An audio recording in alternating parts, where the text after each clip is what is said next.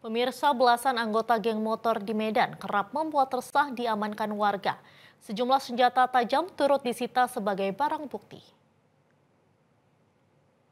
Warga mengamankan sebanyak 11 anggota geng motor yang membuat rusuh, mengacungkan senjata tajam berupa celurit berukuran panjang ke warga saat melintas di kawasan Jalan Suasaraya, lingkungan 5 Kecamatan Medan Deli, Medan, Minggu pagi.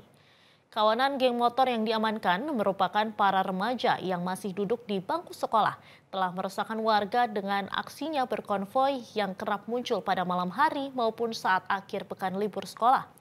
Warga bersama tokoh masyarakat dengan menggandeng pihak kelurahan kemudian berhasil mengamankan kawanan tersebut dan menyita sejumlah barang bukti berupa senjata tajam dan spanduk dari kelompok geng motor.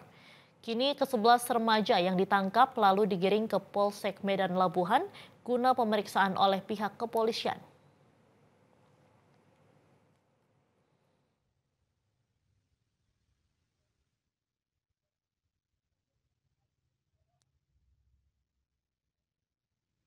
Jelajahi cara baru mendapatkan informasi. Download Metro TV Extend sekarang.